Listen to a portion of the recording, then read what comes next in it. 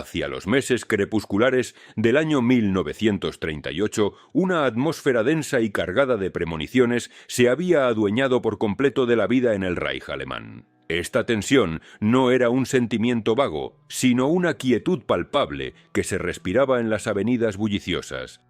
Se sentía en el murmullo de las fábricas y se colaba en la privacidad de los hogares, donde las conversaciones en voz baja delataban un miedo creciente. Las órdenes que emanaban de los centros de poder en Berlín ya no se limitaban a consolidar un dominio absoluto sobre la nación. Su propósito se había vuelto más siniestro y preciso.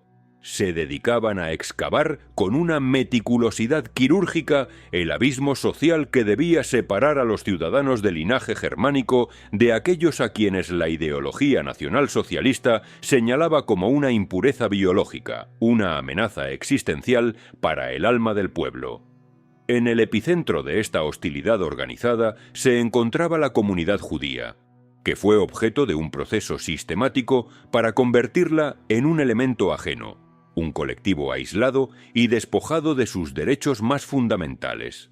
Las medidas implementadas por el régimen en aquel período no fueron el producto de impulsos erráticos o del azar, sino la culminación de una estrategia metódicamente concebida, donde cada paso estaba diseñado para moldear la conciencia colectiva y adaptar las estructuras del Estado a una escalada de violencia que aún no había revelado su rostro más terrible. Al dar comienzo el mes de enero de 1939, habiendo transcurrido apenas unas semanas desde la violencia coreografiada de la Noche de los Cristales Rotos, Adolf Hitler compareció ante el Reichstag para pronunciar un discurso cuyo eco resonaría con una oscuridad profética en los años venideros. Si bien durante mucho tiempo se había referido a la denominada cuestión judía, con un lenguaje a menudo elíptico o envuelto en abstracciones teóricas. En aquella ocasión, su tono adquirió una claridad aterradora.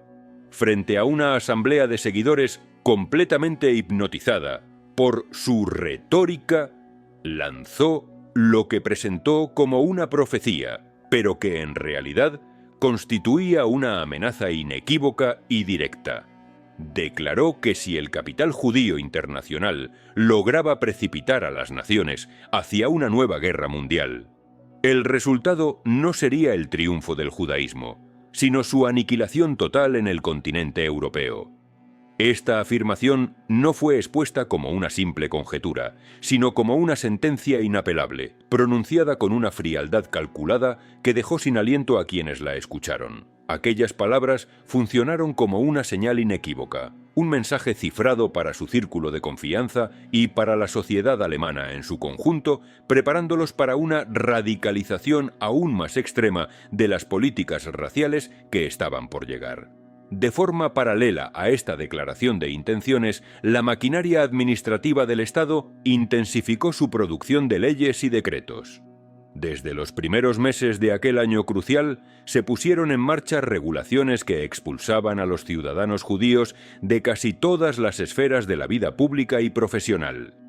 Se les prohibió ejercer la docencia en escuelas y universidades, ocupar cargos en la administración pública, trabajar en periódicos o emisoras de radio y, de manera determinante, se les vedó el ejercicio de profesiones liberales como la medicina y la abogacía.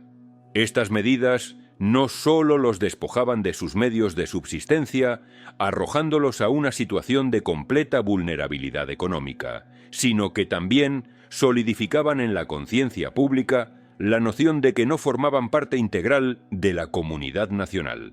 La identidad judía, que durante generaciones había coexistido e incluso se había fusionado con la identidad alemana, fue violentamente extirpada del marco legal y arrojada a los márgenes, transformada en una condición que debía ser erradicada del espacio visible.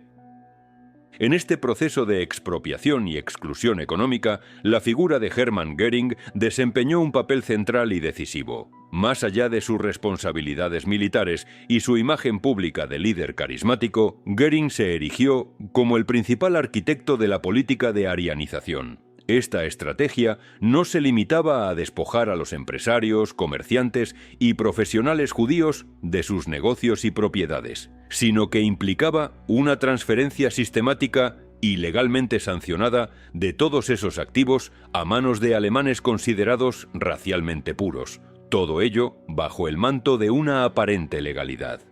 Empresas que habían sido levantadas por familias a lo largo de varias generaciones, prósperos grandes almacenes, pequeñas entidades bancarias e incluso las viviendas particulares fueron expropiadas o sus propietarios forzados a venderlas a precios insignificantes, a menudo bajo la amenaza de la violencia o la detención. Esta operación, meticulosamente coordinada desde las más altas esferas, no fue un saqueo desorganizado, sino una maniobra estratégica para concentrar la riqueza en manos del partido y sus simpatizantes, mientras se borraba por completo la huella económica de la comunidad judía. Al mismo tiempo, operando en las sombras, Heinrich Himmler continuaba consolidando un poder casi ilimitado al frente de las Schutzstaffel, las SS.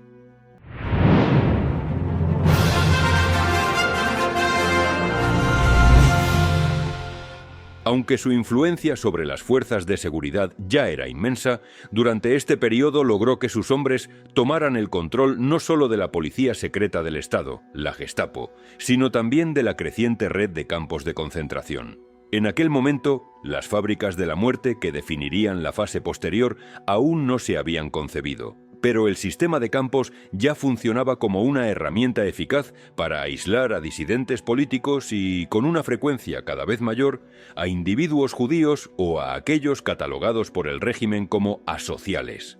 Himmler transformó a las SS en un Estado dentro del Estado, un instrumento de terror ideológico que operaba al margen de los ministerios tradicionales y que respondía únicamente a los dictados del nacionalsocialismo. Bajo su liderazgo se forjó una élite represiva que no concebía su labor como una simple función policial, sino como una cruzada racial para purificar la nación.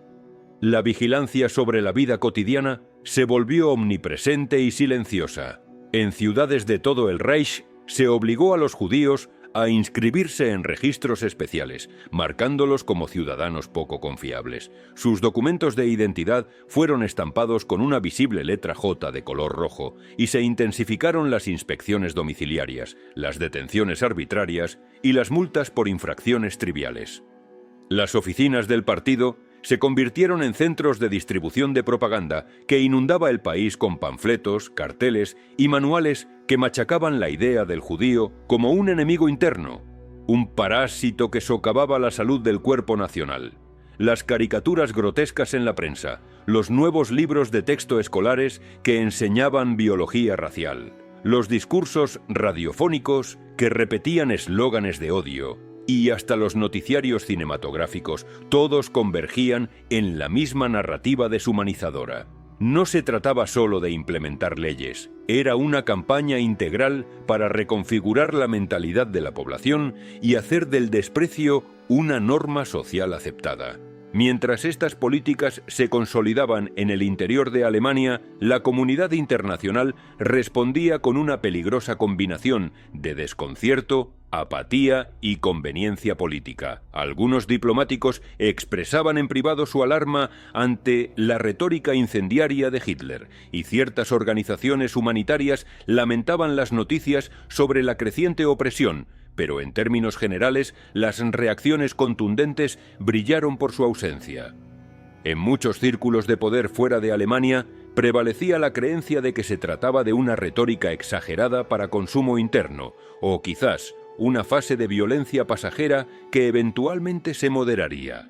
Esta inacción, esta falta de una respuesta firme y unificada, fue interpretada por el régimen nazi como una luz verde, otorgándoles una libertad aún mayor para avanzar en sus planes sin temor a encontrar una resistencia externa significativa.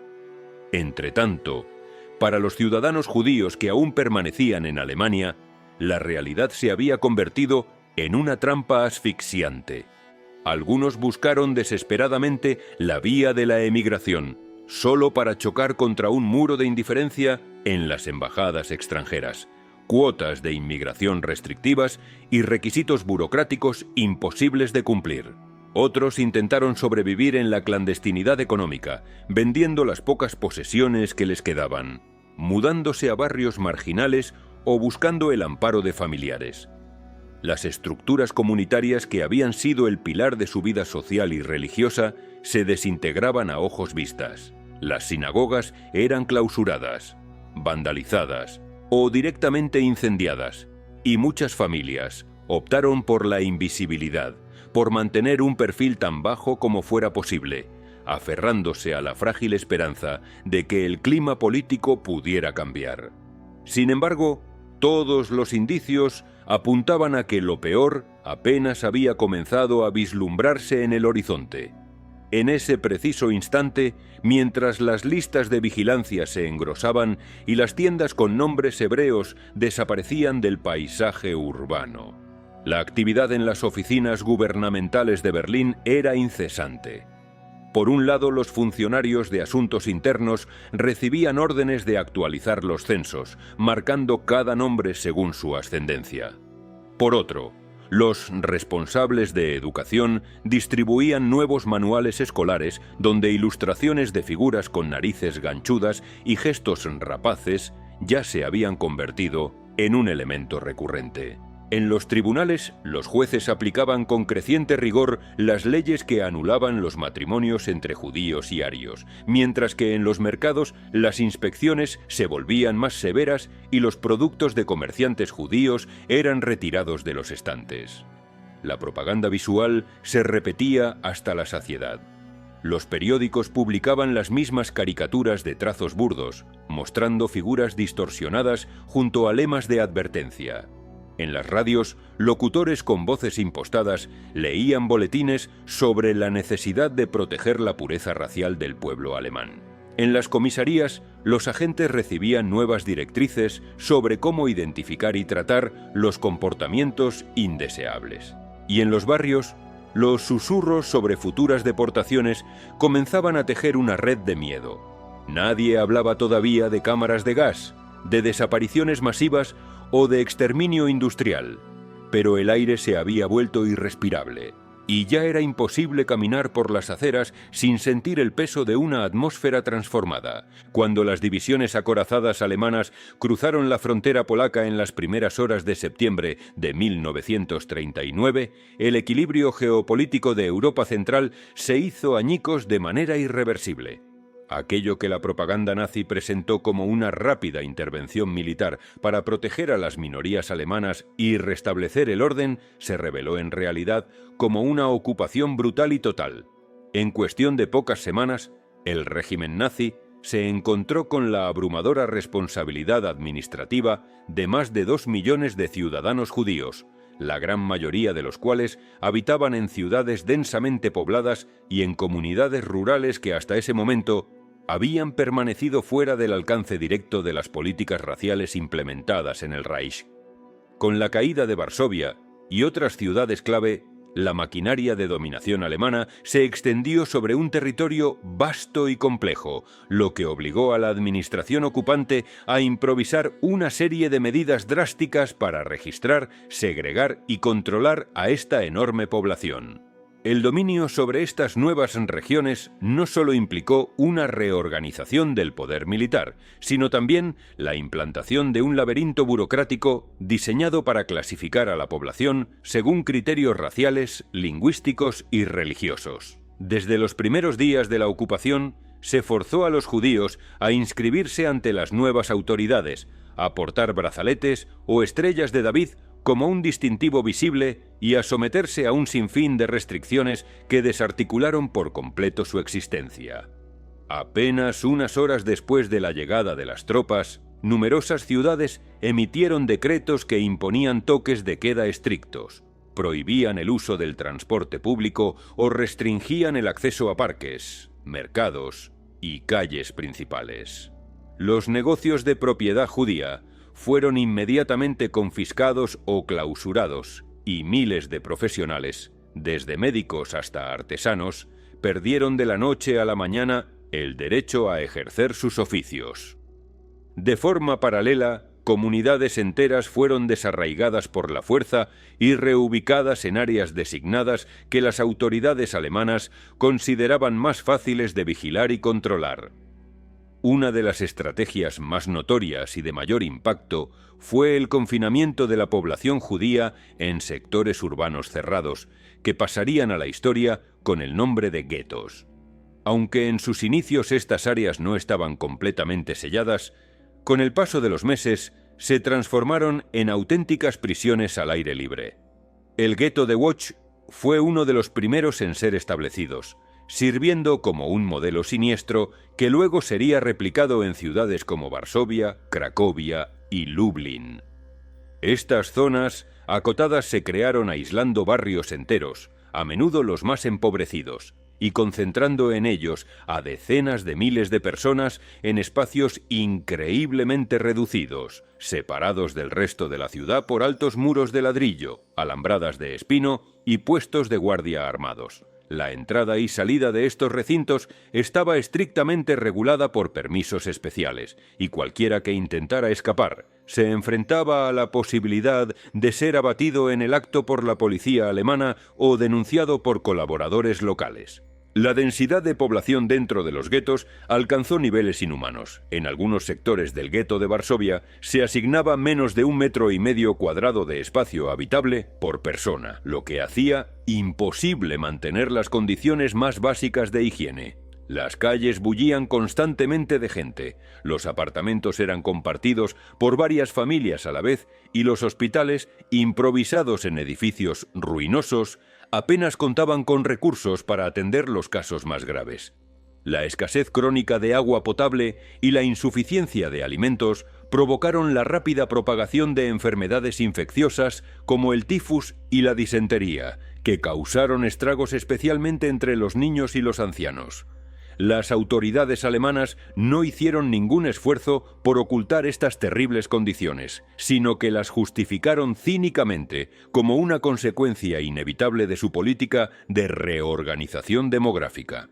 El término preferido en la jerga administrativa para describir estas deportaciones masivas fue el de reasentamiento, una palabra deliberadamente neutra que aparecía con insistencia en los documentos oficiales y que se convirtió en una pieza clave del lenguaje codificado del régimen. Bajo este eufemismo se agruparon todas las acciones que implicaban el traslado forzoso de la población judía de un lugar a otro, sin especificar nunca ni los medios empleados ni el destino final. Utilizando esta fórmula ambigua, cientos de miles de personas fueron expulsadas de las regiones occidentales de Polonia, anexionadas al Reich, y empujadas hacia el interior del llamado Gobierno General, una entidad territorial administrada por los alemanes que abarcaba gran parte del centro y sur del país. Esta operación, que se llevó a cabo mediante traslados inhumanos en vagones de ganado y marchas forzadas de varios días a pie, se presentó como una medida temporal, pero la inmensa mayoría de los deportados jamás volvería a ver sus hogares. Este proceso fue supervisado por una combinación de unidades policiales, miembros de las SS y funcionarios civiles que colaboraban estrechamente para acelerar los traslados. A las familias se les concedían apenas unos minutos para empaquetar sus pertenencias más esenciales. Y en la mayoría de los casos solo se les permitía llevar aquello que pudieran cargar consigo. Al llegar a su nuevo destino, si es que sobrevivían al viaje, eran hacinados en casas abandonadas, sinagogas profanadas o edificios en ruinas, a menudo sin ventanas ni calefacción en pleno invierno. Allí quedaban despojados de su documentación, sin posibilidad de encontrar trabajo y sin acceso a recursos, dependiendo por completo de redes de ayuda comunitaria, que a pesar de sus heroicos esfuerzos, rara vez lograban llegar a todos. La inanición era un problema constante y deliberadamente provocado. Las raciones oficiales de alimentos asignadas a los habitantes de los guetos eran tan ínfimas que resultaban insuficientes para sostener la vida, por lo que muchas personas sobrevivían únicamente gracias al contrabando de comida o a la caridad de aquellos valientes que arriesgaban sus vidas para introducir mercancías a través de los muros. En la cima de la jerarquía responsable de esta red de confinamiento y deportación se encontraban múltiples niveles de mando. Desde Berlín, el Reichsführer SS Heinrich Himmler y sus subordinados emitían directrices generales, que luego eran interpretadas y ejecutadas por los gobernadores alemanes locales, muchos de ellos veteranos del partido nazi o militares con experiencia en la administración de territorios coloniales. Dentro de los guetos, los consejos judíos, conocidos como Judenrate, organismos creados por imposición alemana, se veían obligados a cumplir las órdenes de sus captores, distribuir las escasas raciones de comida, elaborar censos de residentes y, en la fase más terrible, cooperar en la selección de personas para las deportaciones.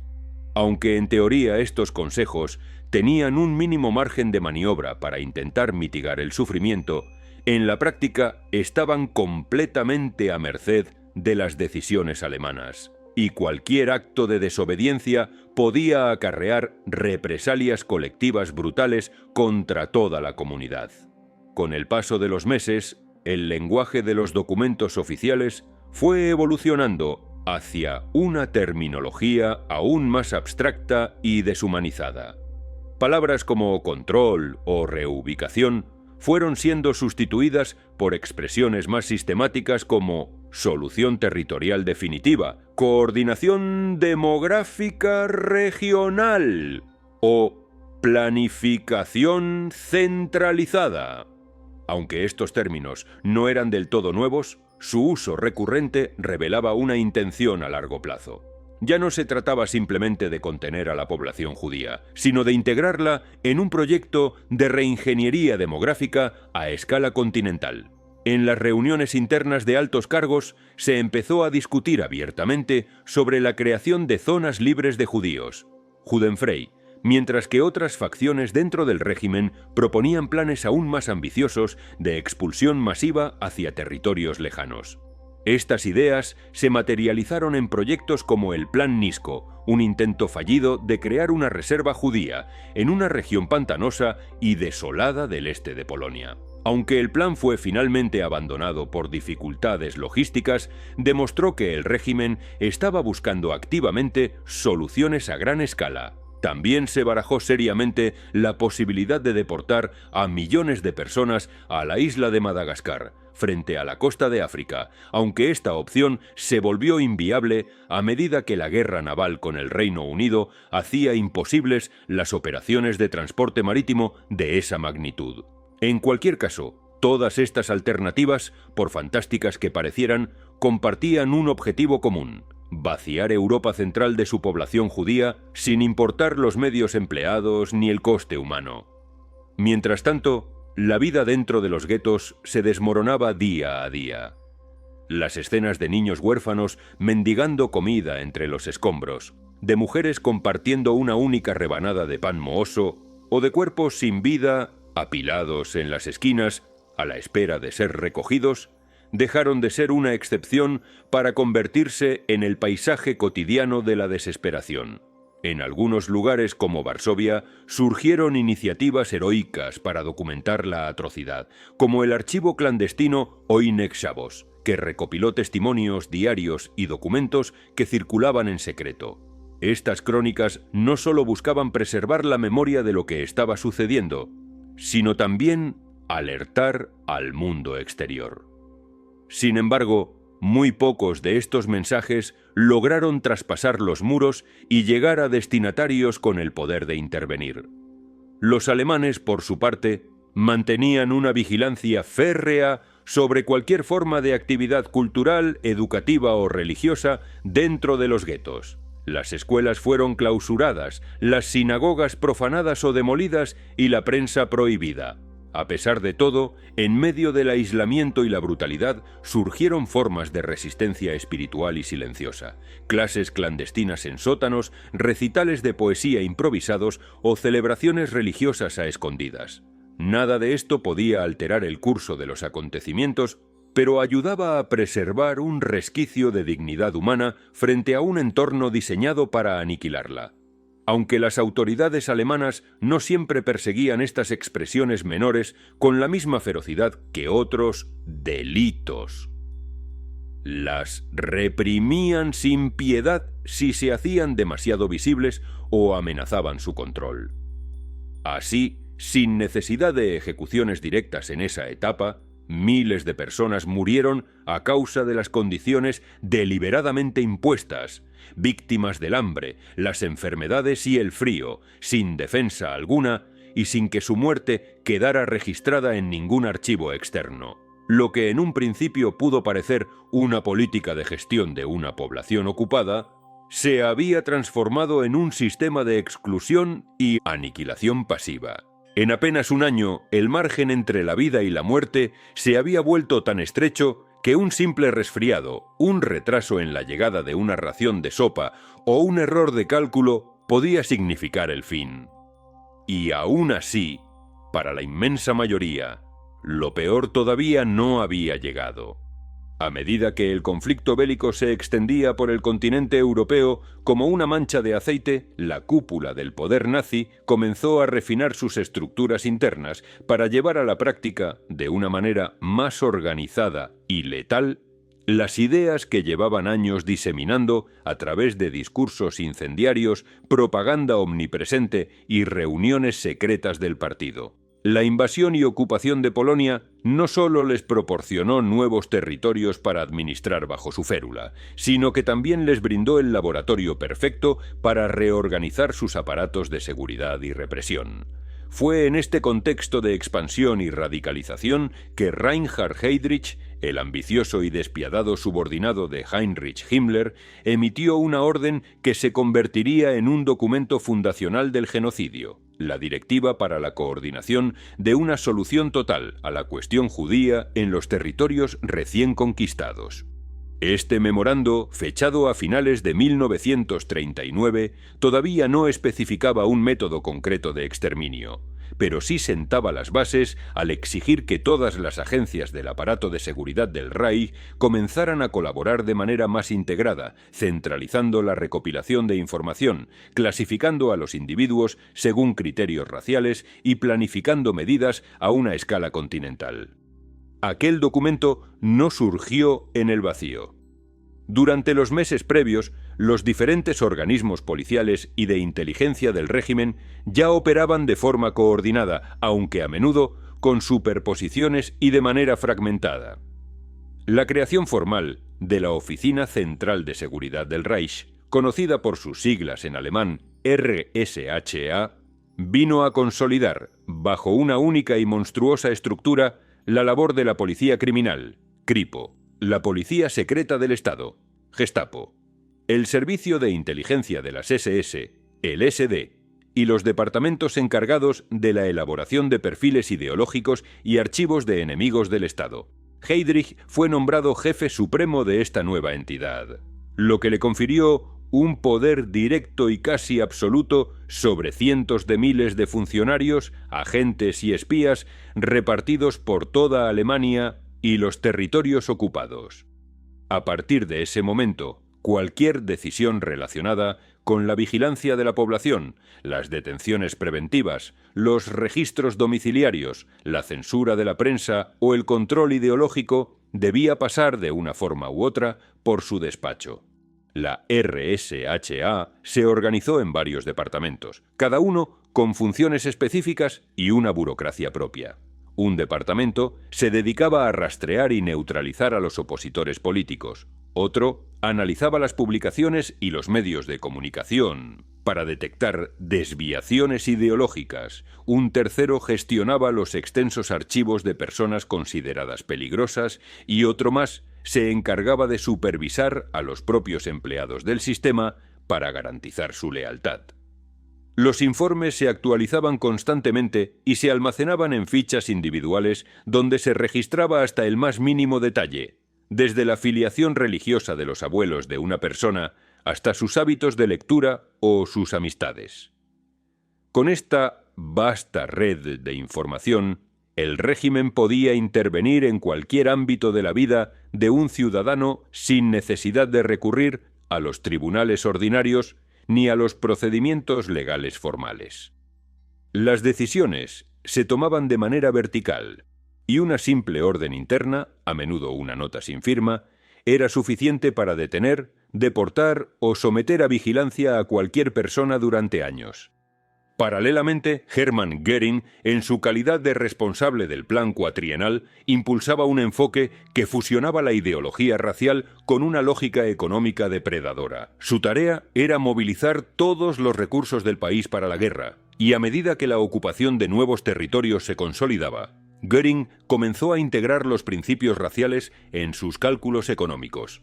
Bajo su dirección, se elaboraron directrices para la reorganización de las comunidades ocupadas, la asignación de mano de obra forzada según criterios étnicos y el ajuste de la producción industrial a los objetivos ideológicos del régimen. Esta planificación no se quedó en el papel, sino que se tradujo en operaciones concretas a gran escala. Göring colaboró estrechamente con las SS para asegurar que la exclusión racial no se limitara a medidas simbólicas o legales, sino que tuviera un impacto directo y devastador en la redistribución de la riqueza. Las listas de empresas arianizadas crecían sin cesar, y los informes internos mostraban con fría estadística cómo cientos de miles de personas eran expulsadas de sus profesiones y reemplazadas por miembros leales al partido o por empresarios que colaboraban con el poder. Las decisiones económicas ya no se tomaban en función de la eficiencia o la legalidad tradicional, sino en base al perfil racial y a la utilidad que el régimen atribuía a cada grupo de población. Este enfoque consolidó un sistema perverso en el que el aparato ideológico proporcionaba la justificación para la expropiación masiva de bienes, mientras que el aparato económico se beneficiaba directamente de esta estructura discriminatoria y criminal. A medida que estas ideas se asentaban en la estructura del poder, la colaboración entre el aparato estatal tradicional y las nuevas estructuras ideológicas del régimen se intensificó. Las reuniones entre jefes de departamento, altos funcionarios del partido y responsables económicos se volvieron cada vez más frecuentes, y en ellas se discutían estrategias para alinear los objetivos políticos con la gestión administrativa cotidiana. Esta coordinación era tangible y se manifestaba en todos los niveles, desde el diseño de nuevos formularios de censo, que incluían categorías raciales, hasta la redacción de manuales de procedimiento para los funcionarios públicos. Todo, absolutamente todo, debía estar en sintonía con los principios del nacionalsocialismo, incluyendo la exclusión sistemática de aquellos considerados racialmente ajenos al pueblo alemán. La Oficina de Planificación de la RSHEA, en colaboración con otros organismos, comenzó a elaborar estadísticas increíblemente detalladas sobre la población judía de Europa. Se clasificaba a las personas por edad, lugar de residencia, profesión y lazos familiares. Esta información no solo se utilizaba para la vigilancia, sino también para proyectar escenarios futuros. ¿Cuántas personas podrían ser deportadas? ¿A qué ritmo? ¿Y cuáles serían las consecuencias logísticas y económicas de cada operación? Los informes identificaban posibles obstáculos, proponían soluciones y calculaban el impacto de cada medida. En este entorno burocrático y deshumanizado, los seres humanos fueron reducidos a meras cifras, a variables en una ecuación de recursos y control. El papel de Himmler en todo este proceso fue absolutamente central. Aunque no firmaba personalmente cada orden, supervisaba cada engranaje del sistema. Su oficina recibía informes semanales de actividad de todas las agencias bajo su mando y tomaba decisiones estratégicas sobre el destino de regiones enteras. Fue bajo su supervisión que se consolidó la idea de que la seguridad a largo plazo del Reich dependía de la eliminación física de cualquier elemento considerado ajeno o contaminante. Esta lógica letal impregnó todos los niveles del Estado, desde los ministerios en Berlín hasta las oficinas municipales más remotas, donde miles de empleados cumplían órdenes sin cuestionarlas, convencidos de que estaban participando en una tarea necesaria y legítima para la supervivencia de la nación. Mientras tanto, figuras como Heydrich continuaban perfeccionando los mecanismos de coordinación. Los elementos de lo que más tarde se formalizaría en la conferencia de Wannsee ya eran visibles en reuniones técnicas donde se discutía el destino de millones de personas con un lenguaje aséptico, utilizando fórmulas estadísticas y una aparente frialdad administrativa. En esas reuniones, que congregaban a representantes de diversas instituciones, se hablaba de flujos poblacionales, cuotas de evacuación, zonas de tránsito y modelos de redistribución.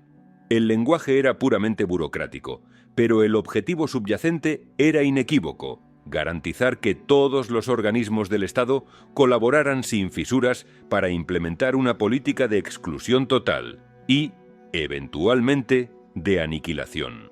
Lo que distinguió este momento de los periodos anteriores no fue tanto la violencia directa, que ya existía, sino el grado de integración sin precedentes entre la ideología, la estructura estatal y la lógica económica. Ya no se trataba simplemente de perseguir a opositores políticos, se trataba de construir un sistema totalitario en el que cada decisión administrativa, cada transacción financiera y cada regulación laboral estuviera supeditada a los criterios raciales. La exclusión no era una anomalía del sistema, era el principio organizador sobre el que se estaba reconstruyendo toda la sociedad. Y aunque todavía no se hablaba abiertamente de exterminio en los documentos públicos, todas las piezas del rompecabezas estaban ya en su lugar para que ese paso final pudiera darse sin encontrar resistencias significativas dentro del propio aparato del Reich. Así, se consolidó una maquinaria que ya no dependía de decisiones improvisadas ni de la iniciativa de individuos aislados. Era un sistema en pleno movimiento, alimentado por convicciones ideológicas fanáticas, respaldado por una montaña de datos y hojas de cálculo, y legitimado por las instituciones más poderosas del régimen. Todo lo que vendría después ya estaba prefigurado en aquellos memorandos, órdenes, cálculos y reuniones, donde millones de vidas humanas fueron transformadas en meros problemas logísticos a resolver. Cuando el régimen nazi decidió dirigir su atención hacia los enfermos mentales y las personas con discapacidades severas, no lo hizo motivado únicamente por el desprecio ideológico hacia la vida no merecedora de ser vivida, sino también desde una perspectiva pragmática y siniestra. Buscaban desarrollar y probar en secreto mecanismos de asesinato en masa que fueran rápidos, eficientes y que no generaran alarma social. Este programa experimental, que posteriormente sería conocido por su nombre en clave Acción T4, fue presentado internamente como una medida de higiene racial e incluso como un acto de eutanasia compasiva. En realidad, constituyó el primer ensayo a escala industrial de un asesinato organizado, respaldado por una compleja estructura administrativa, científica y legal. El proceso se inició a mediados de 1939, cuando Hitler firmó una autorización secreta, con carácter retroactivo, para proteger a sus ejecutores, que otorgaba a un grupo de médicos seleccionados el poder de eliminar a pacientes considerados incurables. Esta orden nunca pasó por ningún proceso legislativo o judicial y fue redactada con una deliberada ambigüedad para eludir responsabilidades legales directas. El texto hablaba de conceder una muerte por gracia a quienes padecieran dolencias irreversibles, pero su verdadero propósito era mucho más oscuro: poner a prueba la viabilidad de un sistema de matanza centralizado oculto tras el velo de la burocracia médica. Para llevar a cabo este plan, se crearon oficinas específicas dentro del Ministerio del Interior, con una rama logística que operaba discretamente desde una villa confiscada en la Tiergartenstrasse número 4, en Berlín, dirección que acabaría dando nombre al programa. Desde esta central se distribuyeron miles de formularios a hospitales psiquiátricos, clínicas de rehabilitación y residencias para personas con discapacidad en todo el Reich. Los directores de estas instituciones debían rellenar cuestionarios detallados sobre las condiciones médicas, la capacidad laboral y los comportamientos de cada uno de sus residentes, sin ser informados de que cada respuesta sería evaluada por un pequeño comité de médicos expertos. Estos evaluadores, sin haber visto ni examinado jamás a los pacientes, decidían con una simple marca de lápiz en el formulario quién debía vivir y quién debía morir.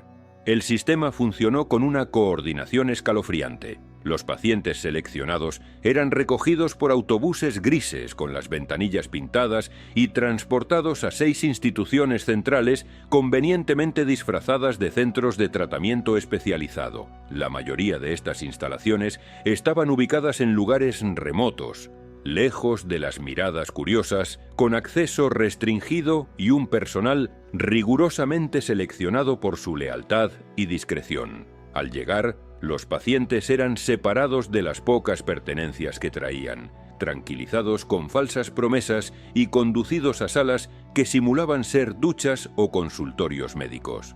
Fue allí, en habitaciones herméticamente selladas y camufladas como baños comunes, donde se experimentó por primera vez con el gas como método de ejecución masiva, utilizando monóxido de carbono puro liberado desde cilindros. El personal encargado de perpetrar estas matanzas no estaba compuesto por soldados o agentes de la Gestapo, sino en su mayoría por médicos, enfermeros, conductores, secretarias y otros funcionarios civiles. Muchos de ellos llevaron a cabo sus tareas con una mezcla de obediencia ciega y rutina burocrática, como si se tratara de un procedimiento administrativo más. Los certificados de defunción que se emitían eran sistemáticamente falsificados, citando causas de muerte comunes como neumonía, apendicitis o un fallo cardíaco.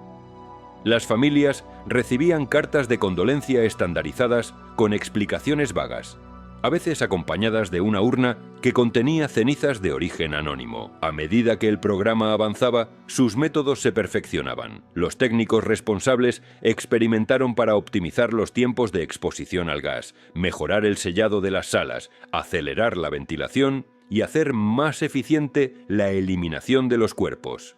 Simultáneamente, se mejoraron los sistemas de transporte para hacerlos menos visibles y se reforzaron los protocolos de confidencialidad del personal.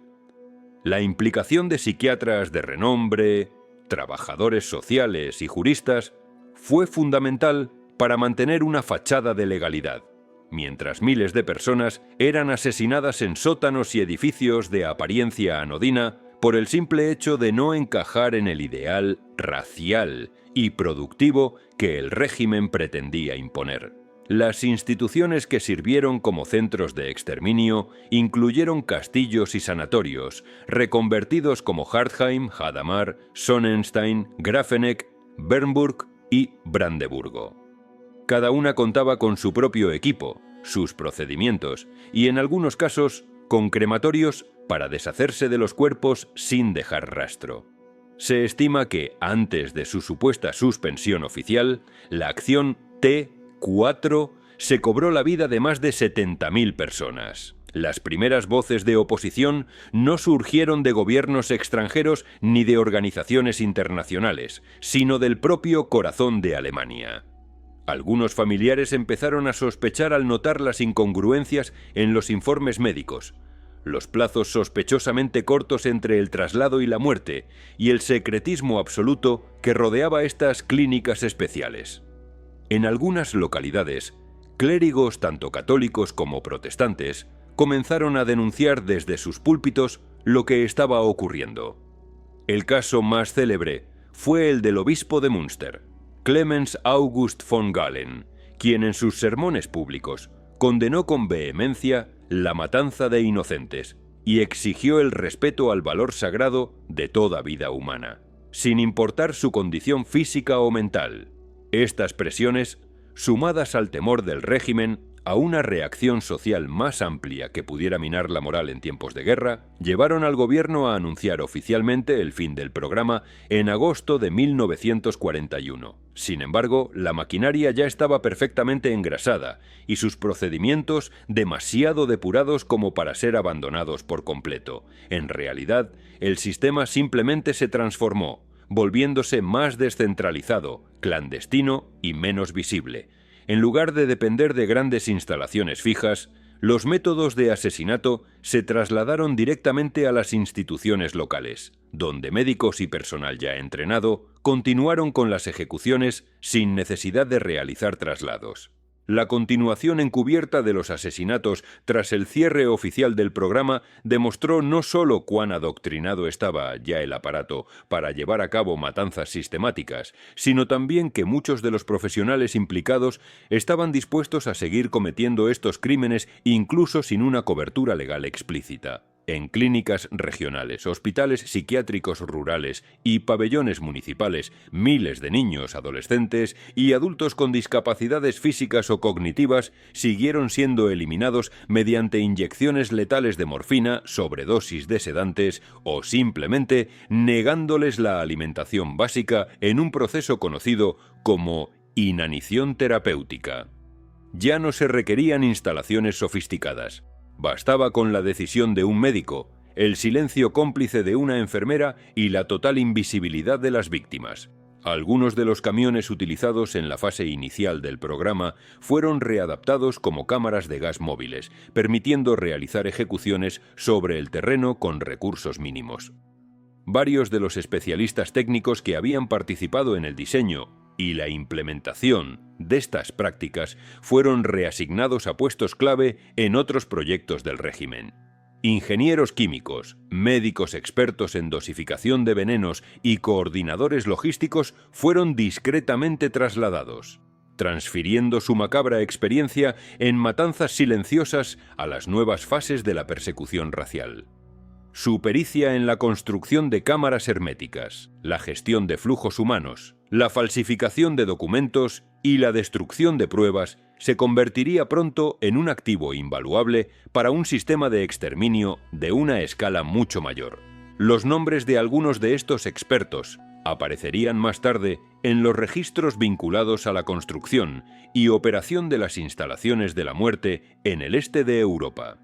Aunque la acción T4 nunca fue conocida públicamente con ese nombre durante su apogeo, los archivos internos ya se referían a ella como un proyecto que había demostrado con éxito no solo la viabilidad de los métodos de eliminación física, sino también la capacidad de coordinación entre múltiples organismos del Estado, desde el Ministerio del Interior hasta las oficinas de sanidad, pasando por la red de transportes, la administración local y el personal médico. El número de personas implicadas en la cadena de mando era tan amplio que la impunidad solo pudo mantenerse gracias a una estructura jerárquica extremadamente disciplinada, donde cada actor conocía perfectamente su papel sin necesidad de recibir órdenes explícitas y detalladas. Uno de los aspectos más perturbadores fue la forma en que el sistema sanitario aprendió a operar en paralelo a esta lógica de muerte. En algunos casos, los propios formularios de ingreso ya servían para preseleccionar de forma encubierta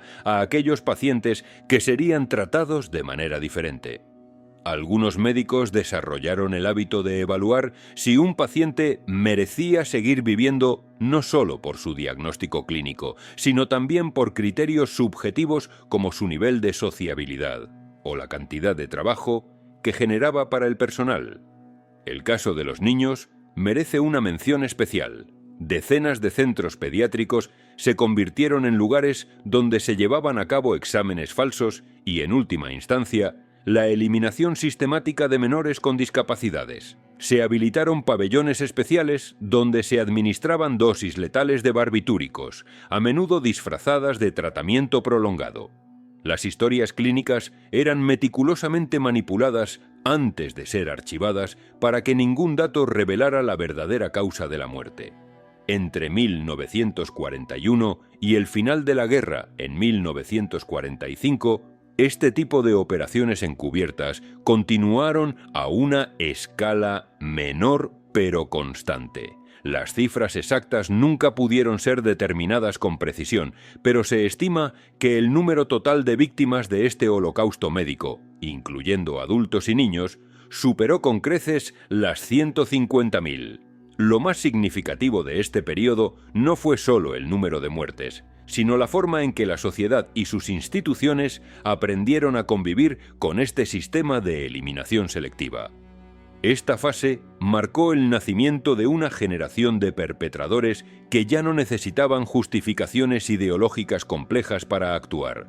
Simplemente respondían a protocolos, órdenes impersonales y rutinas que disfrazaban el asesinato de trabajo administrativo. Esta experiencia acumulada, lejos de quedar confinada al ámbito médico, fue transferida íntegramente a otras áreas de la maquinaria nazi, donde el exterminio ya no dependería de decisiones improvisadas, sino de estructuras técnicamente precisas, frías y letales. Los documentos internos revelaron que algunos sectores del régimen evaluaron el programa T4 como un modelo de eficiencia que podía y debía ser replicado. Se hablaba de resultados satisfactorios en términos logísticos y de una notable reducción de costes. En efecto, lo que se había ensayado con los pacientes más vulnerables e indefensos de la sociedad se estaba convirtiendo en la base experimental para objetivos mucho más amplios y aterradores. Aunque oficialmente cancelada, la acción T4 nunca desapareció. Su legado directo continuó en otras instalaciones, otros dispositivos y otras formas de matar, operando en silencio hasta el último día del régimen. El ambicioso plan de deportar a toda la población judía de Europa fuera del continente seguía siendo una prioridad para la cúpula nazi a principios de 1941. Sin embargo, el curso de la guerra naval, con el dominio británico del Atlántico, había convertido la opción de un traslado masivo a la isla de Madagascar en una fantasía logística irrealizable. Este giro en los acontecimientos forzó a los ideólogos del régimen a reconsiderar sus estrategias. El fracaso del Plan Madagascar no supuso, ni mucho menos, el abandono del objetivo final, sino que los obligó a buscar soluciones dentro de los confines del propio continente europeo. La atención se centró entonces en el este, especialmente en los vastos territorios recién ocupados tras la invasión de la Unión Soviética en junio de ese año. Allí, lejos de las miradas de la prensa internacional y en un entorno de caos bélico, los oficiales de las SS y los expertos del aparato de seguridad ya estaban sentando las bases para implementar métodos de eliminación mucho más directos y brutales. A medida que los ejércitos alemanes avanzaban imparables por territorio soviético, unidades especiales de un tipo diferente los seguían a corta distancia. Su misión no era combatir en el frente, sino llevar a cabo una labor de limpieza ideológica y racial en la retaguardia. Estos escuadrones de la muerte móviles, conocidos como Einsatzgruppen, operaban con una autonomía considerable respecto a la Wehrmacht, aunque siempre con su conocimiento y, en muchos casos, con su colaboración logística. Estaban compuestos por una mezcla de miembros de la Policía de Seguridad, agentes del SD, el Servicio de Inteligencia de las SS y personal auxiliar reclutado entre colaboradores locales.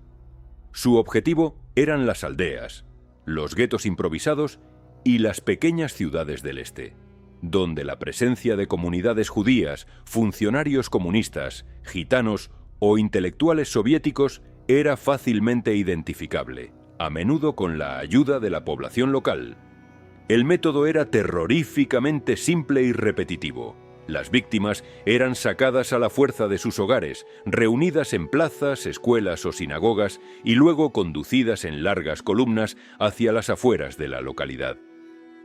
Allí, en barrancos naturales, fosas comunes previamente excavadas o zanjas antitanque, eran obligadas a desnudarse y alineadas al borde del abismo para ser fusiladas. En muchos casos, los cadáveres caían directamente al hoyo, y las siguientes víctimas eran forzadas a situarse sobre los cuerpos aún calientes de sus predecesores antes de ser asesinadas. Los primeros informes detallados sobre estas masacres comenzaron a llegar a los despachos de Berlín a finales del verano de 1941. Las cifras que contenían eran cada vez más escalofriantes, con reportes que hablaban de miles de ejecuciones por semana. Los comandantes de los Einsatzgruppen justificaban sus acciones en un lenguaje burocrático y codificado, hablando de purgas de elementos hostiles o medidas especiales de seguridad. Este lenguaje administrativo pretendía ocultar la escala real de la carnicería, pero no impedía que los altos mandos en Berlín leyeran y analizaran los datos concretos con fría atención. Durante esas semanas, el asesinato en masa dejó de ser un fenómeno esporádico para convertirse en una política sistemática de aniquilación, planificada desde la cúpula y ejecutada sin pausa. Los testimonios gráficos y documentales de estas matanzas demuestran que la tarea de matar fue compartida por soldados del ejército regular, policías y auxiliares reclutados en los mismos territorios ocupados. Algunos participaron con un celo fanático, otros con una resignación pasiva, pero muy pocos se negaron a cumplir las órdenes. En la mayoría de los casos, los habitantes locales no judíos no intervinieron. A veces observaban la escena desde la distancia, otras colaboraban activamente proporcionando información o ayudando en el transporte. El entorno se habituó con una rapidez espantosa a la visión de columnas humanas caminando en silencio hacia los lugares de ejecución y al sonido de las ráfagas de disparos que rompían el silencio del amanecer. Mientras tanto, en los campos de concentración ya existentes, los responsables del sistema comenzaron a experimentar con métodos de asesinato alternativos, buscando una forma más eficiente y menos personal de matar. En el campo de Auschwitz, que hasta entonces había funcionado principalmente como un centro para prisioneros políticos polacos, se realizaron las primeras pruebas con un gas que se utilizaba comercialmente como pesticida para desinfectar ropa y edificios. El Zyklon B era un compuesto granulado que, al entrar en contacto con el aire, liberaba un gas de cianuro de hidrógeno altamente letal.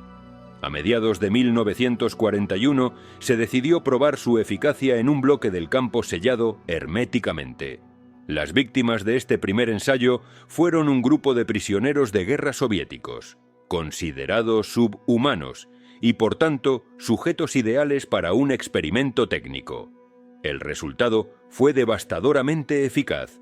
En cuestión de minutos, todos estaban muertos. La eficiencia del método, combinada con su relativo bajo coste y su facilidad de transporte y almacenamiento, lo convirtió en una opción muy atractiva para su uso a gran escala, a diferencia de los fusilamientos masivos en el este que requerían un gran número de tiradores, enormes cantidades de munición, mucho tiempo y un esfuerzo físico y psicológico considerable para los verdugos. El Zyklon B permitía matar a grupos enteros de personas sin contacto directo, sin necesidad de disparar un solo tiro ni de organizar traslados complicados a lugares remotos.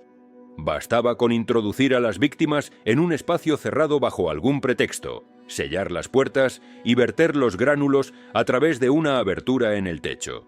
El gas hacía el resto. Las víctimas sucumbían en cuestión de minutos, mientras el personal de las SS observaba el proceso desde el exterior a través de pequeñas mirillas. Después, se esperaba a que los vapores se disiparan, se retiraban los cuerpos y la cámara estaba lista para el siguiente grupo. Este nuevo enfoque no se adoptó de inmediato en todos los campos, pero abrió una vía técnica que pronto se convertiría en prioritaria.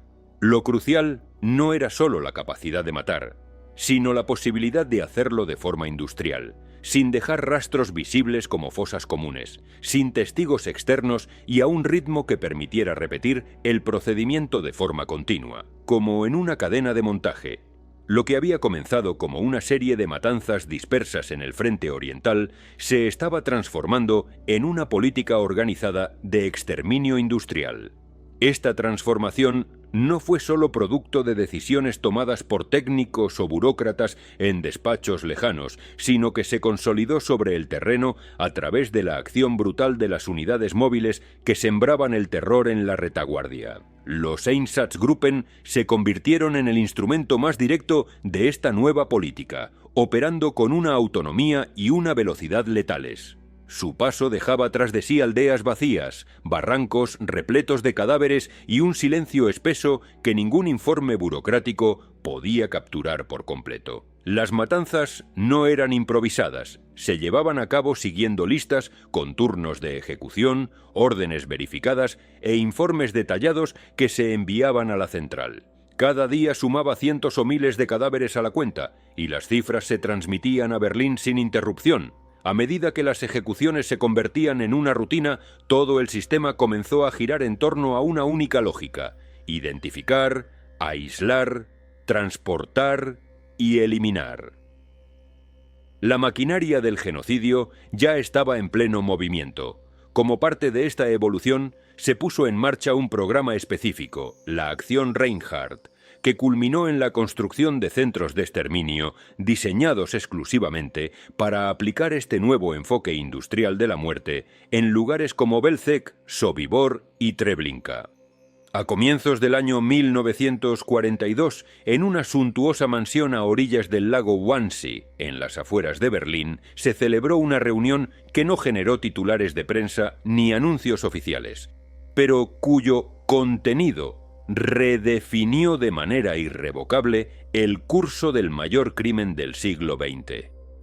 El elegante edificio, habitualmente reservado para funciones diplomáticas y recepciones de alto nivel, sirvió como escenario para que 15 altos representantes del régimen nazi discutieran, con una frialdad burocrática escalofriante, los detalles logísticos para llevar a cabo la eliminación física de millones de personas a través de un sistema meticulosamente coordinado. Reinhard Heydrich, en la cúspide de su poder como jefe de la Oficina Central de Seguridad del Reich, presidió el encuentro. A su lado se sentaba Adolf Eichmann, el experto en logística de deportaciones, y frente a ellos una docena de altos funcionarios y secretarios de Estado de diversos ministerios: Justicia, Interior, Asuntos Exteriores y las administraciones de los territorios ocupados. Ninguno de los presentes necesitaba ser convencido de la naturaleza del asunto a tratar. Todos eran plenamente conscientes de que el objetivo de la reunión no era debatir si se debía aniquilar a la población judía de Europa, sino cómo hacerlo de la forma más ordenada, eficiente y sin generar conflictos de competencia entre las distintas ramas del Estado. El lenguaje empleado durante aquella mañana fue deliberadamente técnico y eufemístico. Se evitaron con sumo cuidado los términos directos que aludieran al asesinato. En su lugar, se habló de evacuaciones hacia el este, reubicaciones territoriales o tratamiento especial, expresiones asépticas que permitían ocultar la brutal realidad de las decisiones tras una cortina de jerga administrativa. Adolf Eichmann fue el encargado de presentar los datos demográficos, distribuyendo entre los asistentes documentos que detallaban con precisión estadística cuántos judíos residían en cada país de Europa, desde Gran Bretaña hasta Ucrania, y cuál era el número total que el régimen pretendía eliminar: 11 millones de personas. Aquellas hojas no contenían nombres, historias personales ni contextos familiares, solo columnas de cifras y categorías geográficas. La reunión en su esencia no fue de naturaleza ideológica, sino puramente técnica. Se trataba de definir la estructura operativa de un sistema de exterminio que en parte ya estaba en marcha de forma desorganizada en el este, pero que ahora requería una coordinación total entre los distintos ministerios, las fuerzas policiales, el sistema ferroviario y las oficinas regionales. Heydrich expuso con claridad las directrices para garantizar que los traslados masivos se llevaran a cabo con regularidad y sin provocar fricciones internas ni interferencias con otras prioridades del Reich.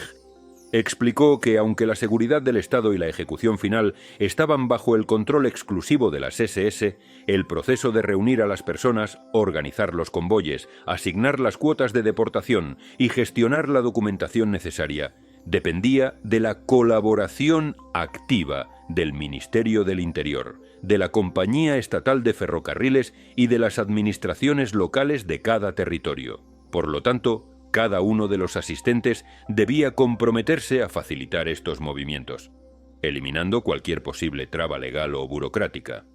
En la reunión no hubo debates morales ni preguntas sobre la humanidad de lo que se estaba planeando. Simplemente se ajustaron fechas, se definieron rutas y se delimitaron responsabilidades, como si se tratara de la planificación de una operación logística a gran escala, como la construcción de una autopista o la distribución de materias primas.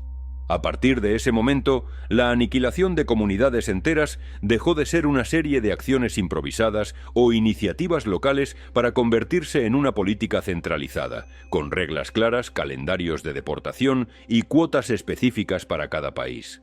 Eichmann se convirtió en el coordinador central, el burócrata encargado de recibir todos los informes sobre llegadas, salidas, retrasos o cualquier otro incidente en la vasta red de transporte hacia la muerte. Las primeras listas de personas seleccionadas para la deportación comenzaron a llegar desde Eslovaquia, los Países Bajos y el Protectorado de Bohemia y Moravia, donde se ordenó a los consejos judíos que proporcionaran los nombres según los cupos establecidos por las SS. En paralelo, la red ferroviaria alemana comenzó a operar nuevas rutas, con vagones de ganado específicamente asignados y horarios integrados en la planificación regular de trenes. Para evitar causar alarma entre la población alemana o interferir con el transporte de tropas y material de guerra, muchas de estas operaciones se programaron durante la noche o a través de zonas poco pobladas. Los hombres que asistieron a aquella reunión no se marcharon con órdenes escritas y firmadas, sino con un compromiso verbal y un entendimiento claro que era más que suficiente para respaldar las acciones futuras.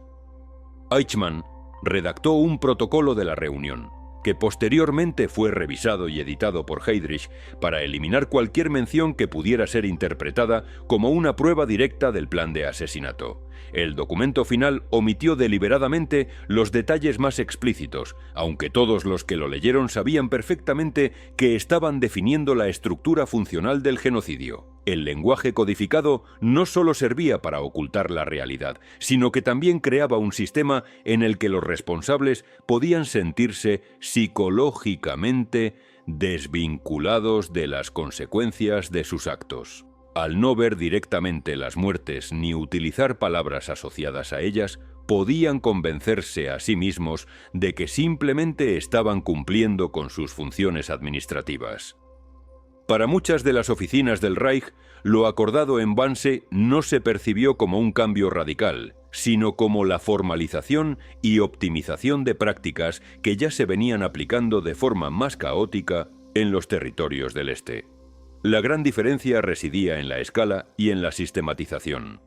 A partir de entonces, se exigió que cada movimiento de población, cada lista de deportados y cada tren de transporte se ajustara a un esquema centralizado que permitiera controlar los flujos humanos, los tiempos de llegada y el destino final de cada grupo.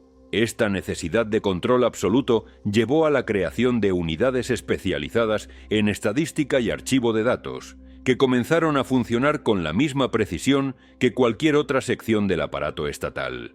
Heydrich utilizó su autoridad para asegurarse de que ningún otro organismo del régimen pudiera cuestionar los procedimientos establecidos. Si surgían conflictos de competencia entre la policía local, los gobernadores civiles o las autoridades militares, se resolvían de forma inmediata y directa desde su oficina en Berlín. Eichmann, por su parte, negoció directamente con la dirección de los ferrocarriles alemanes los horarios, las tarifas. El Reich pagaba un precio por cada deportado transportado, y las necesidades logísticas, como el número de vagones necesarios o el consumo de carbón. Todos estos detalles se gestionaron con la misma naturalidad que si se tratara de un transporte de mercancías ordinario. La jerga utilizada, con términos como evacuación total, tratamiento apropiado o asignación de cuotas, fue rápidamente adoptada en informes, telegramas y reuniones a todos los niveles de la administración.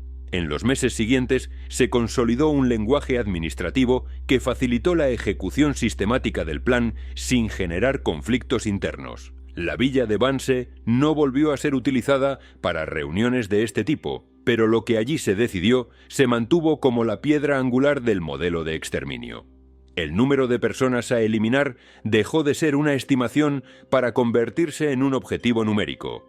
Y las responsabilidades se repartieron entre aquellos que firmaban las órdenes, los que organizaban los transportes, los que entregaban las listas, los que autorizaban los movimientos y los que facilitaban los espacios de tránsito.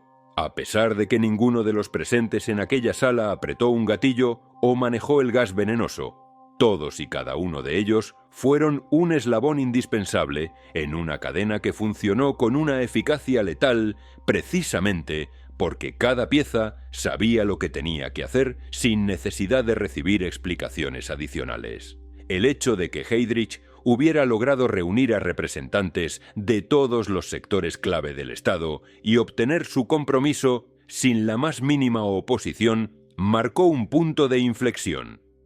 A partir de ese momento, la muerte dejó de ser una consecuencia de la guerra o una serie de decisiones dispersas para convertirse en una operación industrial, planificada con un calendario preciso, cuotas por país y soluciones logísticas para cada contingencia. Aunque los campos a los que llegarían esos trenes aún no estaban todos plenamente operativos, la red que los alimentaría ya estaba meticulosamente trazada en documentos, diagramas y listas de espera. Aquella reunión fue breve, apenas duró 90 minutos, pero fue tiempo más que suficiente para que la solución final dejara de ser un proyecto difuso y se convirtiera en una política de Estado completamente estructurada, burocrática y letal. En la región ocupada de Polonia, en emplazamientos cuidadosamente seleccionados por su lejanía de los grandes centros urbanos y su conexión a discretas líneas de ferrocarril, se construyeron 3 instalaciones que en menos de 2 años se convertirían en el epicentro del asesinato industrializado. Belzec, Sobibor y Treblinka no fueron concebidos como campos de concentración mixtos ni como centros de trabajo forzado. Su único y exclusivo propósito era aniquilar la vida de todas las personas que llegaran a sus puertas. A diferencia de otros complejos como Auschwitz, que combinaban la explotación laboral con las ejecuciones masivas, en estos 3 lugares no había talleres industriales, ni grandes barracones para prisioneros a largo plazo, ni rutas alternativas que ofrecieran una falsa esperanza. El proceso estaba diseñado para que el resultado fuera siempre el mismo: la muerte, producida de la forma más rápida, silenciosa y continua posible. La operación que impulsó la creación de estos centros, conocida como Acción Reinhardt, fue supervisada en última instancia por Heinrich Himmler, pero el hombre encargado de su ejecución sobre el terreno fue Odilo Globoknik, el brutal jefe de las SS y la policía en el distrito de Lublin. Fue él quien coordinó la planificación, el diseño y el reclutamiento del personal, asegurándose de que cada engranaje de la maquinaria de la muerte funcionará sin el menor contratiempo. En Belzec se pusieron a prueba los primeros métodos. Se construyeron cámaras de gas rudimentarias que utilizaban los gases de escape de motores de tanques soviéticos capturados, y se ajustó el sistema de llegada y salida de los trenes para evitar cuellos de botella. Una vez que se confirmó que el procedimiento podía mantenerse con una regularidad mortal, el modelo se replicó y perfeccionó en Sobibor, y a una escala mucho mayor en Treblinka, donde se mejoró la velocidad de todo el proceso. Los trenes llegaban abarrotados, transportando a miles de personas por viaje en vagones de ganado, sellados, sin agua, sin comida, sin espacio para moverse y sin acceso al exterior. Al llegar a su destino final, los prisioneros, desorientados y debilitados, eran recibidos por guardias armados y conducidos a una zona de recepción. Allí, con una estudiada coreografía del engaño, se separaba a los hombres de las mujeres y los niños. Se les ordenaba que se desnudaran para una supuesta desinfección y que entregaran todas sus pertenencias. Todo el proceso se desarrollaba en un ambiente cuidadosamente controlado para evitar el pánico. Se perfeccionaron los mecanismos de engaño visual, con carteles que indicaban duchas o enfermería. Se repetían frases tranquilizadoras y se organizaban los movimientos sin una violencia excesivamente visible. Nadie explicaba lo que realmente iba a suceder. Se evitaban los gritos y los golpes innecesarios que pudieran provocar una revuelta. Una vez desnudos, se obligaba a la gente a caminar, o más bien correr, por un pasillo estrecho y vallado, cínicamente conocido como el tubo o el camino al cielo, que conectaba la zona de desvestido con las cámaras de gas. Este pasadizo estaba rodeado de altas vallas de alambre de espino, a menudo camufladas con ramas de árboles para impedir que desde fuera se pudiera ver lo que ocurría en su interior. Una vez dentro de las cámaras, las puertas de acero se cerraban herméticamente desde el exterior y se ponía en marcha el motor que bombeaba monóxido de carbono al interior del espacio sellado. En cuestión de minutos, los gritos y los golpes contra las paredes cesaban, y el lugar quedaba en un silencio absoluto. A continuación, se abrían las compuertas del otro lado y un grupo de trabajo especial se encargaba de vaciar la cámara, desenredar la masa de cuerpos y preparar el espacio para la siguiente tanda. Los responsables de estas terribles tareas eran prisioneros judíos, conocidos como Sonderkommando, que eran seleccionados a su llegada por su buena condición física y obligados a participar en el proceso bajo amenaza de muerte inmediata. Su trabajo consistía en organizar la ropa y los objetos de valor de las víctimas, cortar el cabello de las mujeres muertas, extraer los dientes de oro de los cadáveres y arrastrar los cuerpos hasta las fosas comunes, o, más tarde, hasta las parrillas de cremación al aire libre. Su propia esperanza de vida era extremadamente corta. Después de trabajar durante unas pocas semanas o meses, cuando el trauma psicológico los hacía inútiles, eran ejecutados y reemplazados por prisioneros recién llegados, asegurando así que no quedaran testigos a largo plazo. En paralelo a los Sonderkommando, operaban los Trauniki, guardias auxiliares, en su mayoría ucranianos, entrenados por los alemanes en un campo especial. Ellos se encargaban de vigilar el perímetro del campo, controlar a los deportados durante el proceso de llegada y ejecutar las órdenes sin el menor atisbo de duda o compasión. La eficiencia que se alcanzó en Treblinka superó todos los cálculos previos. En los meses de mayor actividad, el número de personas asesinadas por día llegó a superar las 10.000. Se ajustaron los horarios de los trenes, se construyeron vías de acceso adicionales y se amplió la capacidad de las cámaras de gas. Las operaciones continuaron sin pausa, día y noche, con trenes que llegaban uno tras otro. Eran vaciados, limpiados y enviados de vuelta a por más víctimas en cuestión de horas. El tiempo que transcurría desde la llegada de un convoy hasta que el último cuerpo era retirado de la cámara de gas rara vez superaba las 2 horas. En estos centros no había interrogatorios, ni controles médicos, ni clasificaciones laborales. Solo existían listas con el número de personas asignadas a cada transporte y los horarios de llegada. Todo ello meticulosamente detallado en informes concisos que se enviaban a las oficinas centrales de las SS. A medida que el sistema ganaba velocidad, se implementaron métodos más eficientes para eliminar cualquier evidencia del crimen. Se cavaron fosas gigantescas donde se arrojaban los cuerpos. Cuando el espacio se agotó, los cadáveres comenzaron a ser incinerados en enormes piras al aire libre, construidas con raíles de tren y alimentadas con madera. El trabajo era incesante, mientras un grupo de Sonderkommando se ocupaba de los cuerpos recién salidos de las cámaras de gas. Otro se encargaba de retirar los huesos calcinados de las piras, triturarlos hasta convertirlos en polvo y esparcir las cenizas para que no quedara rastro alguno. No se guardaban nombres, ni fotografías, ni registros individuales de las víctimas. Todo se reducía a totales diarios, comunicados por telegrama a Berlín. Las diferencias entre estos centros de la acción Reinhardt y un campo como Auschwitz eran fundamentales. Aquí no se contemplaba la explotación económica a largo plazo, ni la investigación médica pseudocientífica, ni la gestión de una gran población de prisioneros. No se utilizaban sustancias químicas complejas como el ciclón B. Todo el entorno estaba diseñado con un único y brutal propósito: exterminar al mayor número de personas posible en el menor tiempo, con el mínimo coste logístico y sin dejar huellas innecesarias. Los trenes se programaban con la precisión de un reloj. El combustible para los motores de gas se calculaba por tonelada de cuerpos a eliminar, y los turnos de los guardias se organizaban en función del volumen de trabajo previsto para la semana.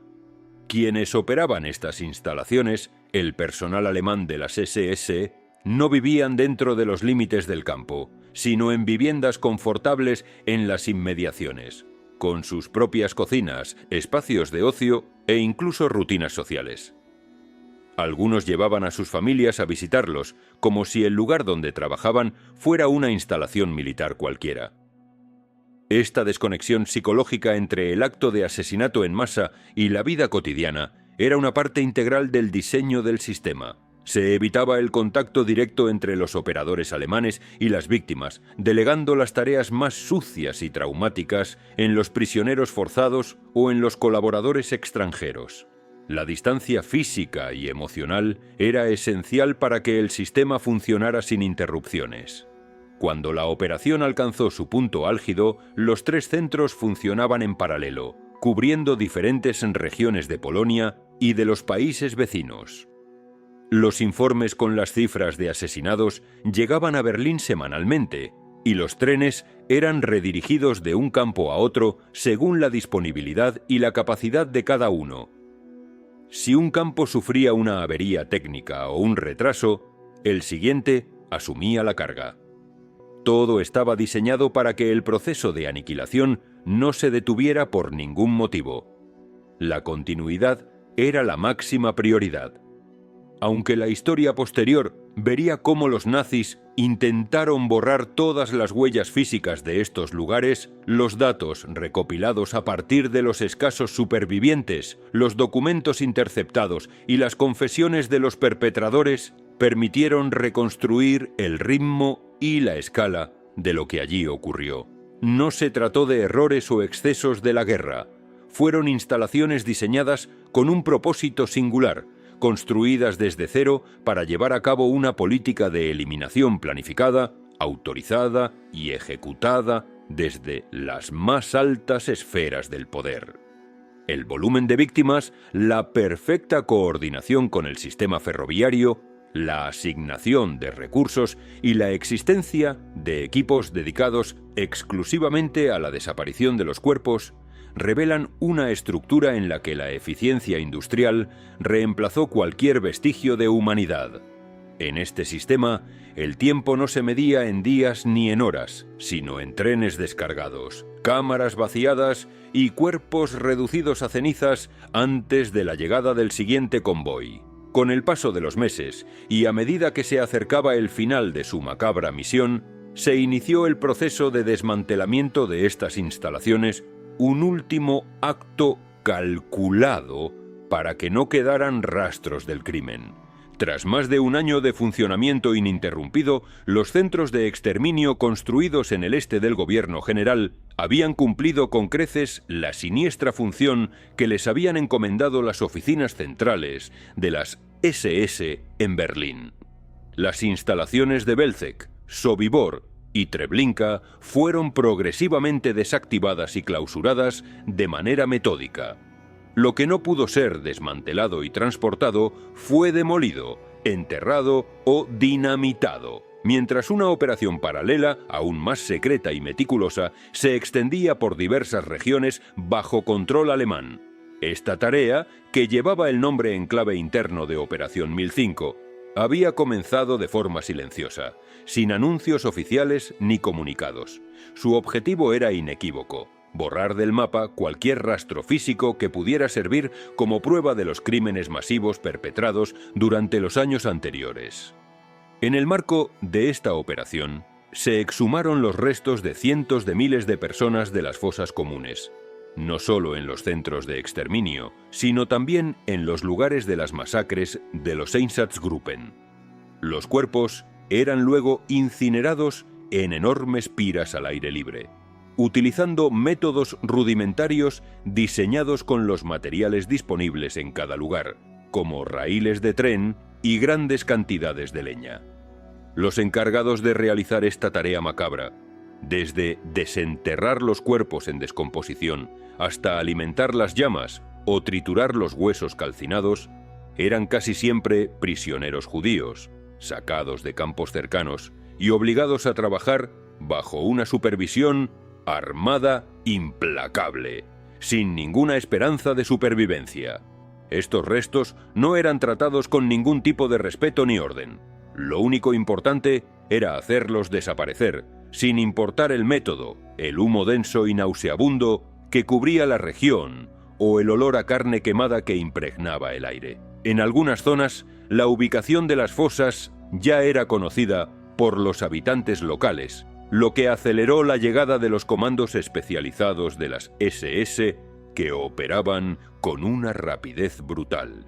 A diferencia de las deportaciones anteriores, que se habían llevado a cabo con registros detallados y listas nominales, estas tareas de exhumación no figuraban en ningún documento de transporte oficial, ni se mencionaban en los informes regulares de las unidades. En muchos casos, los cuerpos llevaban meses o incluso años bajo tierra, y las condiciones del terreno hacían el trabajo aún más arduo y espantoso. En cada lugar se repetía el mismo procedimiento. Se aseguraba el perímetro, se asignaba a los prisioneros la tarea bajo vigilancia armada y se iniciaba la exhumación y la quema. Los fragmentos de huesos que no se consumían en el fuego eran triturados con mazos o en molinos improvisados y luego esparcidos en campos o arrojados a ríos cercanos. Los pocos prisioneros que participaban en estas tareas y sobrevivían eran sistemáticamente ejecutados al finalizar el trabajo para eliminar a todos los testigos. La decisión de ocultar las huellas materiales del genocidio no se tomó como una respuesta directa a una presión externa inminente, sino como una medida preventiva ante la posibilidad de que futuras investigaciones pudieran rastrear el número exacto, el método y la ubicación de las ejecuciones. Esta preocupación no surgió de forma espontánea, sino a raíz de ciertos informes interceptados de radios extranjeras y de rumores que comenzaban a extenderse más allá del frente oriental. Aunque el alto mando nazi consideraba poco probable una intervención militar efectiva por parte de los aliados para detener el genocidio, el aparato de seguridad decidió proceder con la eliminación sistemática de las pruebas como una póliza de seguro para el futuro.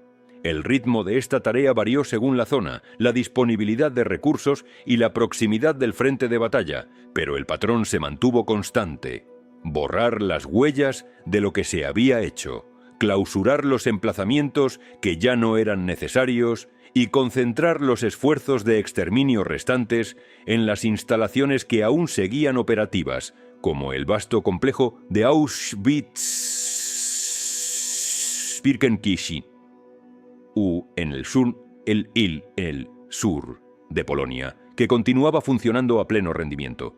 Mientras tanto, a pesar de la censura y el aislamiento, algunos mensajes desesperados sobre lo que estaba ocurriendo lograron filtrarse al mundo exterior.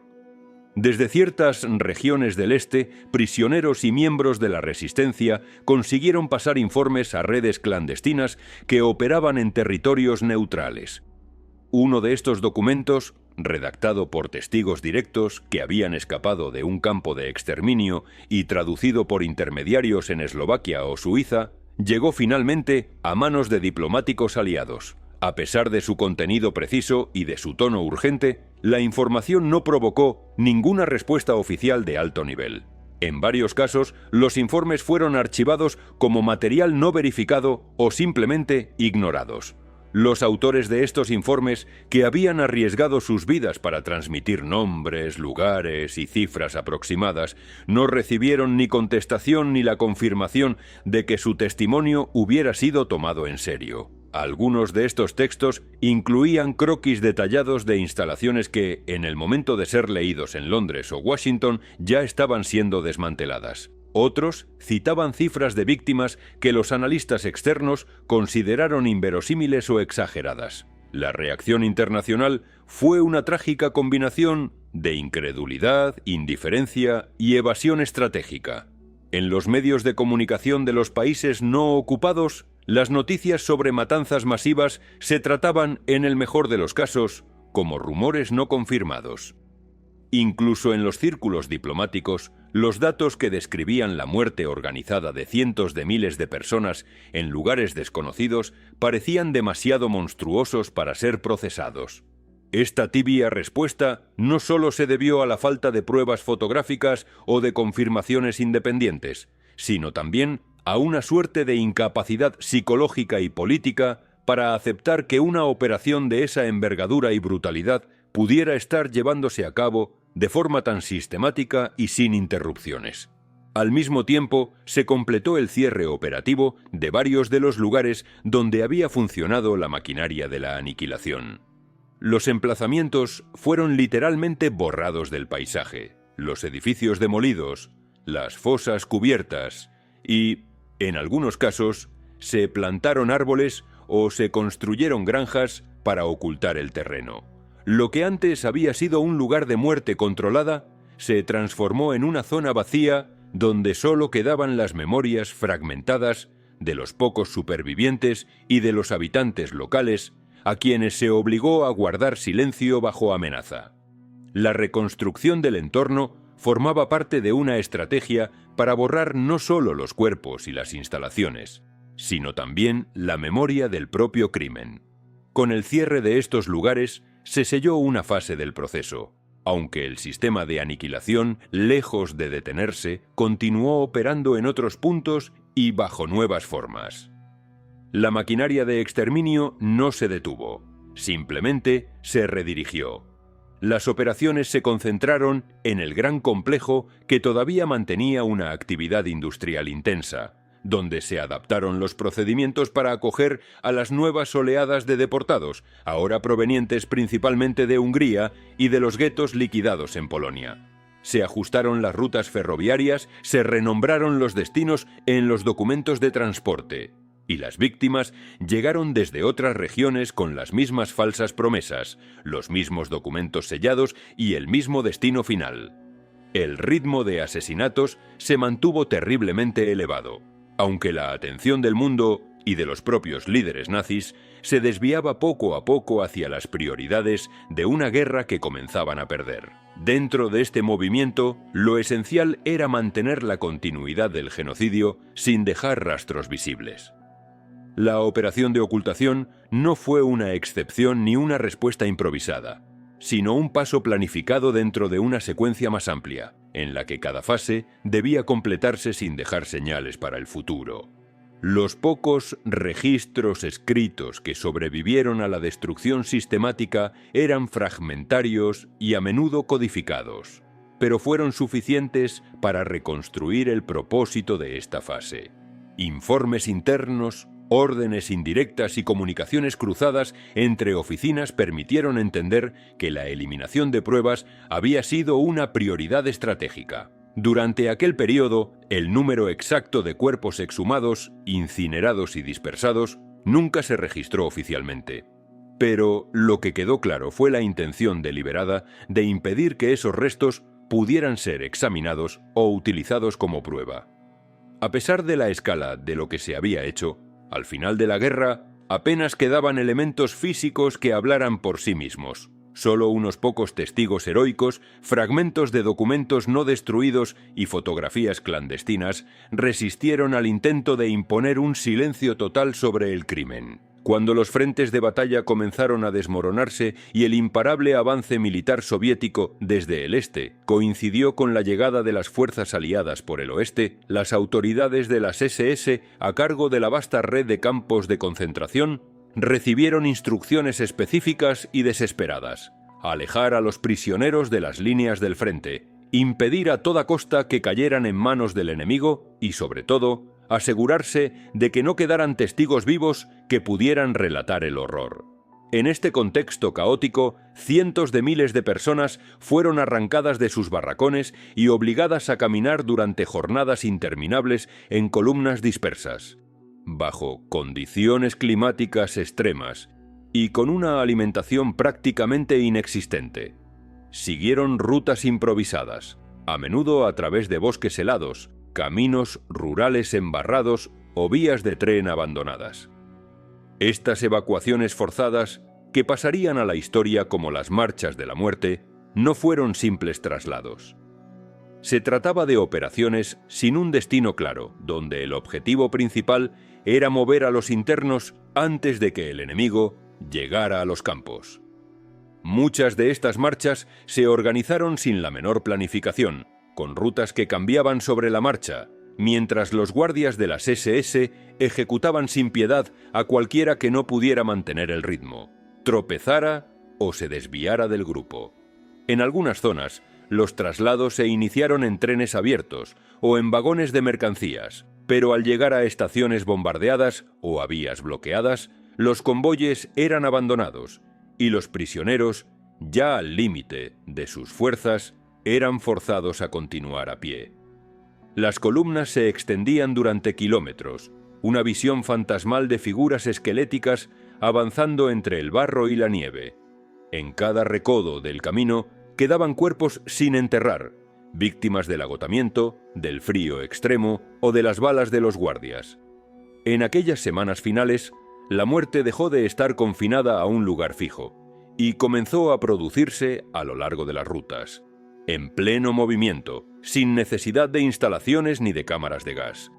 Durante estas retiradas caóticas, varias columnas fueron interceptadas por la velocidad del avance enemigo, o simplemente se dispersaron al perder el contacto con sus superiores. En estas situaciones, los guardias a menudo optaron por abandonar a los prisioneros, ejecutarlos en masa en fosas improvisadas o simplemente dejarlos encerrados en graneros, fábricas vacías o túneles ferroviarios, sin agua ni comida, para que murieran lentamente. Cuando las primeras tropas soviéticas cruzaron los límites del complejo de Auschwitz, no hubo un combate ni defensas organizadas. Los últimos guardias habían huido días antes, llevándose consigo a los prisioneros más aptos.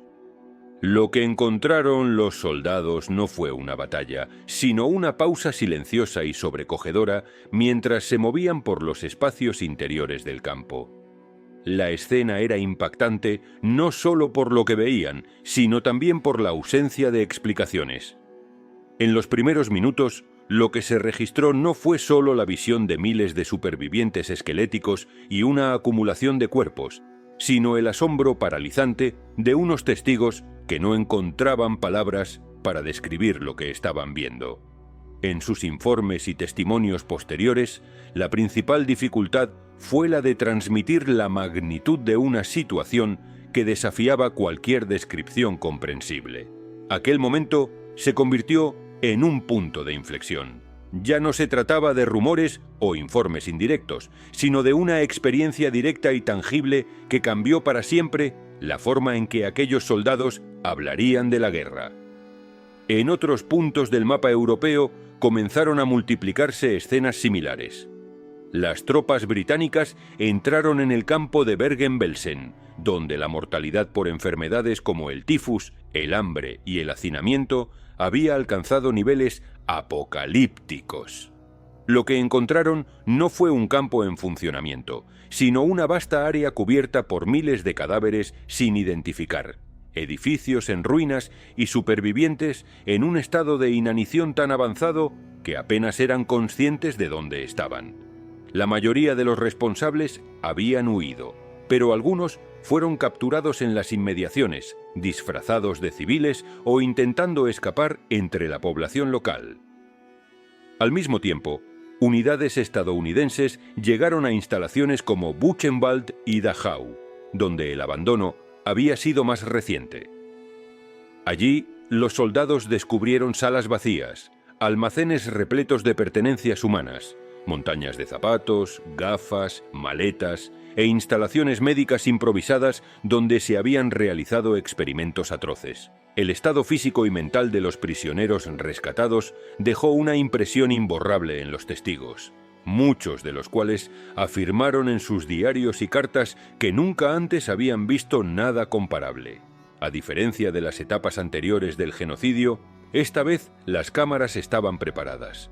Fotógrafos militares, corresponsales de guerra y camarógrafos de las unidades aliadas documentaron con detalle todo lo que veían. Las imágenes se enviaron a los centros de prensa, se distribuyeron en boletines informativos y se mostraron en los noticiarios cinematográficos de todo el mundo. Algunas de esas imágenes mostraban filas de cadáveres siendo apilados para su entierro en fosas comunes por excavadoras. Otras se centraban en los rostros demacrados de quienes todavía respiraban entre la suciedad y la enfermedad. También hubo registros de soldados obligando a antiguos guardias del campo y a civiles alemanes de las localidades cercanas a transportar los cuerpos o a cavar las fosas, mientras los periodistas narraban con voz temblorosa lo que estaban presenciando. Incluso con este nivel de exposición directa, la reacción mundial no fue inmediata ni unificada. Ya no se trataba de relatos indirectos ni de documentos filtrados, sino de pruebas visuales crudas, recogidas sobre el terreno, con nombres, fechas y ubicaciones precisas. Estas fotografías y grabaciones se convirtieron en la primera evidencia tangible e irrefutable que respaldaba los rumores que muchos habían considerado durante años como exageraciones o propaganda de guerra. La difusión fue gradual pero constante.